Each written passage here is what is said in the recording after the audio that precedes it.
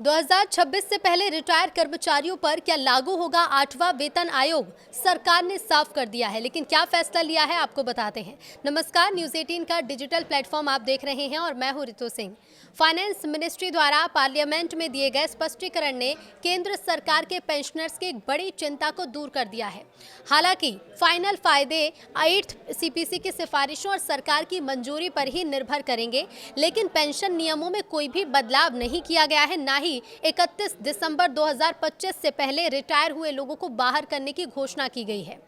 तो देश भर में लाखों कर्मचारी और पेंशनर्स नए वेतन आयोग लागू होने का इंतजार कर रहे हैं।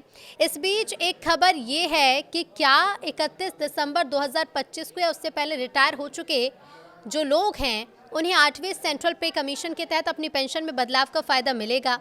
संसद में एक सदस्य ने यह पूछा कि क्या सेंट्रल गवर्नमेंट के पेंशनर्स जो 31 दिसंबर 2025 को या उससे पहले रिटायर हो चुके हैं उन्हें 8वें सेंट्रल पे कमीशन के तहत अपनी पेंशन में बदलाव का फायदा मिलेगा।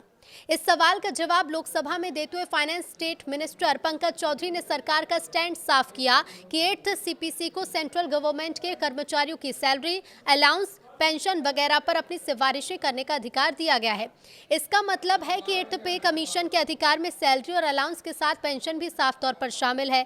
सरकार ने यह भी कहा है कि पेंशन के मामले सेंट्रल सिविल सर्विसेज रूल्स 2021 और सेंट्रल सिविल सर्विसेज रूल्स 2023 के तहत आते हैं।